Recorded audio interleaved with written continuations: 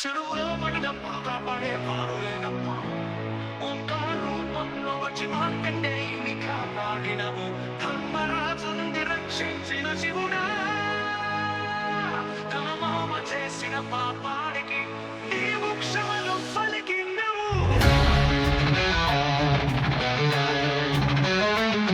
ఓ విశ్వకర్తా ఈ విశ్వాన్ని కాపాడిన ఓ పరమేశ్వర ఆ విశ్వానికి తగిన నీ కరుణ ఎవరు చేసిన పాపం అయినా ఆ పాపాన్ని తానే తనలో దాచుకున్నాడు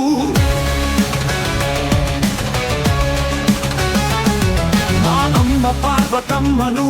పెళ్లి చేసుకోవడానికి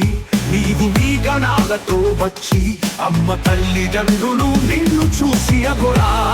అని పిలిచినప్పుడు నీ బాధ దాచుకొని చంద్రశేఖర అవతారంతో మా అమ్మను మనువాడినవు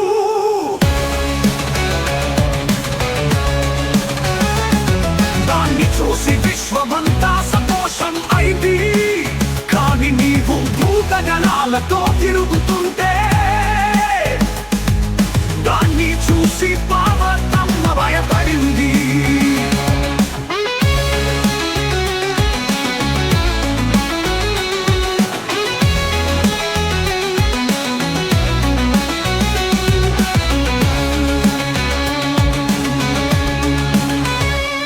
ఆమె ఆదిశక్తి అవతారం అని నీవు భావించిన అమ్మ భయంతో చంద్రకంఠావతారం ఎత్తింది ఆమె రూపం చూసి భూతగణాలు భయపడిపోయాయి పరమేశ్వర నీవు చంద్రశేఖర అవతారంలో పెళ్లి చనిపించుకున్నావు పెళ్లి తరువాత కైలాసానికి వచ్చి అక్కడ నివసించేందుకు ఒక్కను లేకపోతే నీవు నందీశ్వరుని పిలిచి ఆ నివాసాన్ని అందించినావు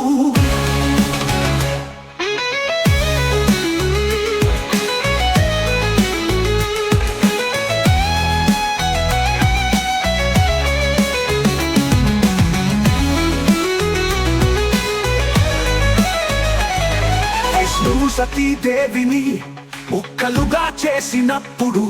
దానికి నీవు రామ అవతారంలో భార్యను వదులుకోవాల్సి వస్తుందని శాపం ఇచ్చినవు తరువాత ఆ శాపానికి ప్రతిగా తన భార్యను తిరిగి పొందుతానని మాట ఇచ్చినవు ఆ మాటను నిలబెట్టేందుకు హనుమంతుడుగా మారి మా అమ్మను కనుగొని భూమిపైకి తీసుకువచ్చినవు ఓ నీలకంఠ అమ్మ కైలాసంలో ఒక తపస్సు చేసింది దానికి నీవు పరీక్ష పెట్టినావు పరమేశ్వరా చివరికి అమ్మ కాళికా రూపంలో మారి రాక్షసులను సంహరించి తాగుతూ నీ వద్దకు వచ్చింది అప్పుడు ఆమె నీ మీద కాలు పెట్టి నిలిచింది ఆ దృశ్యాన్ని చూసినప్పుడు నీవు బాధపడలేదు కదా ఓం నమః శివాయ